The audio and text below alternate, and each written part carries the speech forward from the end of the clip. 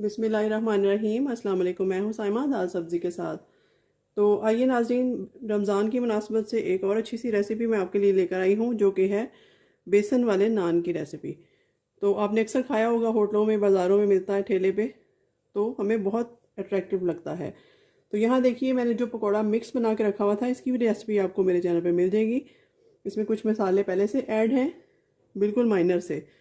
तो यहाँ मैंने तकरीबन 1 कप बेसन ले लिया है और इसमें ये मसाले डाल दूंगी। सूखा हरा धनिया, हरी मिर्चें, प्याज और आलू बारीक बारीक काट के मैंने डाल दिया है इसमें, इस तरह से। तो कोटिंग आपने ऐसी बनानी है कि जो उतरे नहीं, उसमें से आपके नान के ऊपर से उतरे नहीं, चिपक जाए साथ।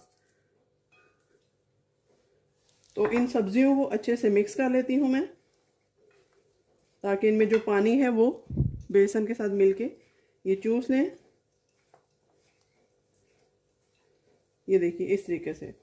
और ये मेरे पास दही भल्ले का मसाला मैंने बना के रखा हुआ है, इसकी तरकीब मैंने आपको बताई हुई है।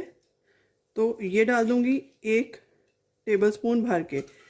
इसमें ज़ीरा, अजवाइन, साबुत मिर्च, साबुत लाल मिर्च और सूखा धनिया शामिल है, और थोड़ा सा काला नमक ये डाल दूंगी। और 1 टीस्पून के करीब नमक जाएगा इसमें। 1 टीस्पून ही लाल मिर्च जाएगी। थोड़ी सी हल्दी डाल देंगे कलर के लिए, और थोड़ा सा चाट मसाला। बस जी, इसमें यही चीज़ें जाएंगी। तो अब इसको थोड़ा थोड़ा पानी डाल के गूंदेंगे हम। एकदम ज़्यादा पानी नहीं लगाएंगे, क्योंकि हमें ज़रा गाढ़ा सा मटेरियल चाहिए। हमने कोटिंग करनी है नान की। ये देखिए इस तरह से अच्छे से हाथों की मदद से मैं मिक्स करती हूँ। जितनी ज़्यादा इसकी मिक्सिंग अच्छी होगी, उतना ही ये अच्छी तरह से चिपकेगा। अगर आप चाहें तो इसमें थोड़ा सा मीठा सोडा भी डाल सकते हैं, 1 पिंच, लेकिन मैं इसको रियल स्टाइल में ही बनाना चाहती हूँ। थोड़ा सा पानी और ऐड करूँगी, 2 टेबलस्पून, तकरीबन ½ कप पानी इसमें टोटल गया है, इससे भी कम। ये देखिए इतना सा पानी, और बस अब इससे ज़्यादा हम नहीं ऐड करेंगे। ये हमारा मटेरियल बनकर रेडी है। तो अब एक नान लेते हैं। ये देखिए ताज़ा नान है मेरे पास। इसके ऊपर हम इंतहाई आराम से इसको चिपकाना शुरू करते हैं, इसकी चारों तरफ। तब तक मैंने चूल्हे को गरम करके उसके ऊपर ऑयल को गरम होना रख दिया है। ये देखिए इस तरह से, ना बहुत ज़्यादा मोटी लेयर हो और ना बहुत ज़्यादा पतली। तो इस तरीके से इसके ऊपर लगाएंगे हम। ये देखिए कितना अच्छा सा हमारा नान जो है वो बनकर तैयार होगा। ये देखिए अच्छे से इसको हाथों की मदद से मैं प्रेस करूँगी, ताकि ये फिक्स हो जाए अपनी जगह पे। ये देखिए इस तरीके से। तो माशाल्लाह ये बहुत मज़ेदार बनने वाला है। आप इसको इफ्तारी में बनाएं, यकीनन आप इसको एंजॉय करेंगे।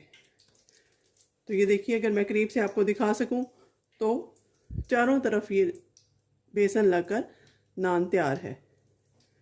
तो चलिए अब इसकी फ्राइंग प्रोसेस की तरफ चलते हैं। तो यहाँ पर आप देख सकते हैं हमारा घी जो है वो कड़कड़ा रहा है, गर्म हो चुका है। बहुत ज़्यादा भी गर्म नहीं करेंगे और बहुत स्लो भी नहीं। हीट को आप मीडियम रखेंगे, क्योंकि ये नान जो है, ये इसके ऊपर जो हमने सब्जियाँ लगाई हैं, ये भी कुक होने में टाइम लगेगा। तो चलिए सबसे पहले मैं आपको इसको डालना सिखाती हूँ। ये हमारा नान है, बहुत आराम से आपने डालना है, हाथों पे छींटे ना पड़े गर्म ऑयल की। हाथ गंदे हो जाए तो उसकी खैर है। तो इसको हम नीचे वाली साइड पे करेंगे इस तरीके से, इस तरह से। ये देखिए, और बिल्कुल मीडियम टू लो हीट रखनी है।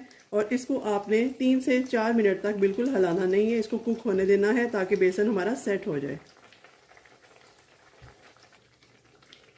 तो यहाँ पर तकरीबन 3 से 4 मिनट हो चुके हैं। इसको हम थोड़ा सा साइड चेंज करके देखते हैं इसकी।